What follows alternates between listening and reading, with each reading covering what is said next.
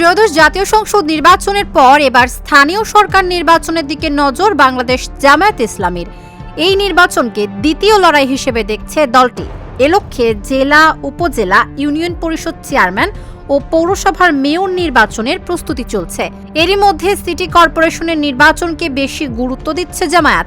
এজন্য দেশের 12 সিটি কর্পোরেশনে সাংগঠনিক প্রস্তুতি জোরদার করেছে দলটি। আইন অনুযায়ী মেয়াদ শেষ হওয়ার পূর্ববর্তী 180 দিনের মধ্যে সিটি কর্পোরেশনের নির্বাচন আয়োজনের বাধ্যবাধকতা রয়েছে। এরই মধ্যে নির্বাচন কমিশনার বলেছেন, ঈদ উল ফিতরের পর থেকে সারা বছর ধরে স্থানীয় সরকার নির্বাচন অনুষ্ঠিত হবে।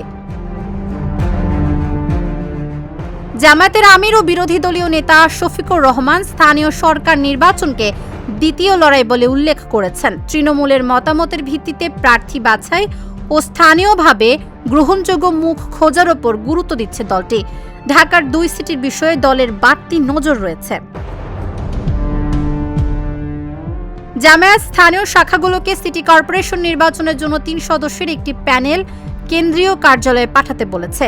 সেই তালিকা যাচাই বাছাই করে প্রার্থিতার বিষয়ে চূড়ান্ত সিদ্ধান্ত নেবে জামায়াতের কেন্দ্রীয় নির্বাহী পরিষদ। স্থানীয় পর্যায়ের অন্য নির্বাচনের জন্য প্রার্থী চূড়ান্ত করা হবে জেলা পর্যায় থেকে। জামায়াতের 14টি অঞ্চলের পরিচালকেরা জেলা ও উপজেলার আমির, সেক্রেটারি সহ অন্য গুরুত্বপূর্ণ দায়িত্বশীলদের সঙ্গে বসে প্রার্থী চূড়ান্ত করবেন। গত 20 ফেব্রুয়ারি সারা দেশকে 14টি সাংগঠনিক অঞ্চলে ভাগ করে 14 জন নেতাকে অঞ্চল পরিচালক মনোনীত করে জামায়াত। এরই মধ্যে কিছু কিছু জেলা, উপজেলা, ইউনিয়নের প্রার্থী চূড়ান্ত হয়েছে। বাকিগুলোয় প্রার্থী চূড়ান্ত করার কাজ চলছে। আওয়ামী লীগ সরকারের পতনের পর অন্তর্বর্তীকালীন সরকার জেলা পরিষদ, সিটি কর্পোরেশন, উপজেলা পরিষদ, পৌরসভার মেয়রদের অপসারণ করে।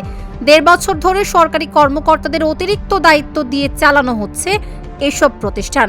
আবারও সিটি কর্পোরেশনগুলোয় নিয়োগ দেওয়া হয়েছিল প্রশাসক। বিএনপি ক্ষমতায় এসে 6 সিটিতে নতুন করে প্রশাসক নিয়োগ দিয়েছে। এমন রাজনৈতিক নিয়োগ নিয়ে নানা আলোচনা সমালোচনা রয়েছে। তাবাসসুম সেজুথি, ঢাকা জার্নাল।